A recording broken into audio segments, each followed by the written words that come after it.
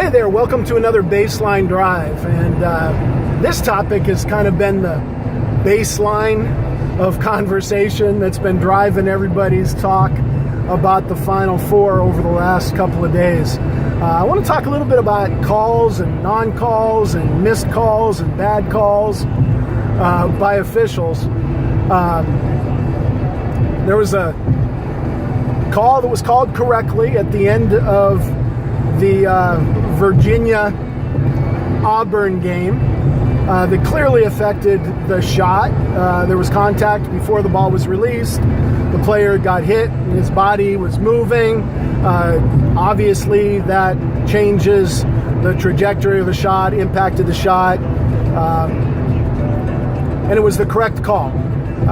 Then the player stepped up and made three of the most clutch free throws in a row ever, which has kind of been ignored, that he actually won the game with those three shots, more so than the other team lost it by committing the foul. A popular opinion is that officials should let the players decide the game by not making a call. And I always say that by referees choosing not to call something that they know that they should have called really is deciding the game and not letting the players decide it. This official did let the players decide it. The player committed a foul. The other player made three free throws. Thrill of victory, agony of defeat. What added to the controversy was that just prior to that, there was a double dribble call against Virginia that was missed in all of the confusion because so many things were happening. Auburn had to foul a number of times in the final seconds because they had fouls to give. Going into that final flurry, they only had 3 team fouls in 19 minutes of play. And if you've watched Auburn play defense, they're so athletic and so aggressive. They commit 3 fouls on most possessions with, touching and tagging the ball handler or checking cutters or tough denials, wrestling in the post. They're just very aggressive, and the official isn't going to call all of them, and they take advantage of that, and they're athletic enough to do it, and they're coached well to execute the defense in that manner. So that's why they're in the Final Four. But there weren't many fouls called, which may or may not be part of the debate, but actually may have caused some of the controversy because they didn't call much for 19 minutes, and then all of a sudden, they make this call with seconds to go that put Virginia on the line. So they missed the double dribble call. It might have been a foul right before the double dribble. And officials are trying to determine in that moment whether that's a foul, whether it's not a foul, whether it's an intentional foul, how long they should take before they call the foul. Did I call that a foul a possession or two ago? And I think that's what gets referees in trouble. The onset of this advantage-disadvantage concept that began to prevail in officiating about 10, 12 years ago was that there might be some contact that an official might deem as incidental, and as long as there's no advantage gained, they're not going to call it.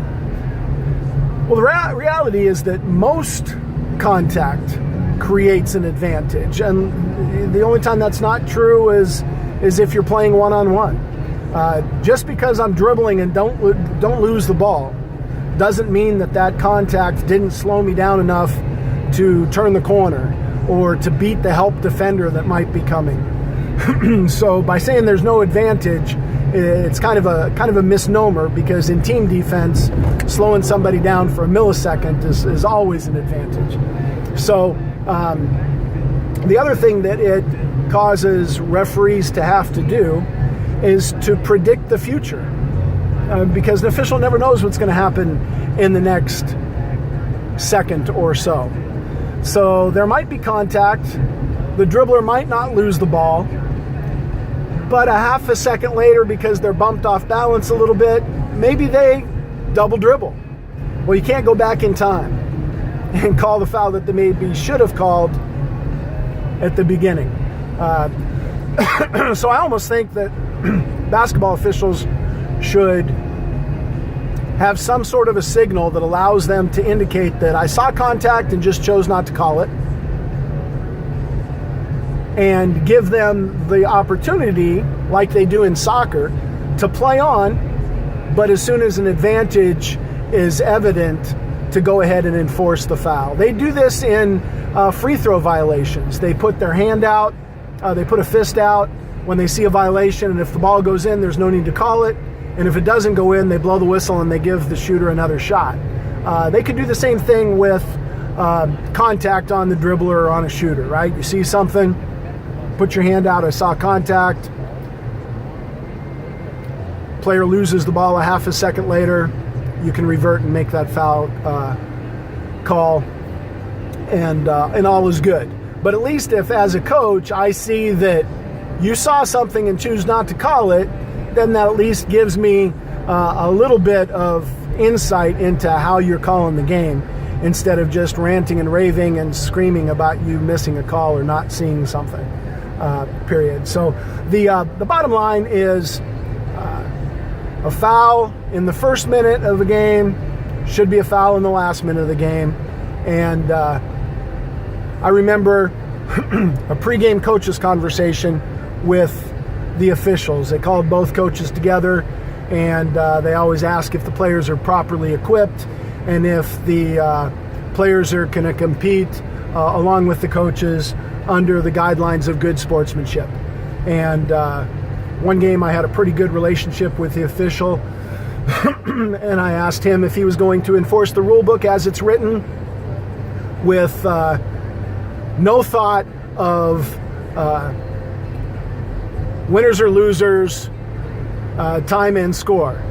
And kind of looked at me cross-eyed and got a little smile, because that always is part of the equation in the back of an official's mind. What team is winning, what team is not winning, what's the foul count, and what's the time and what's the score. So officiating is a tough job, coaching is a tough job, and I think if we all understand what we're all there for, and can understand putting winning and losing and success into its proper perspective, that enables us not only to handle our players' mistakes, but officials' mistakes as well.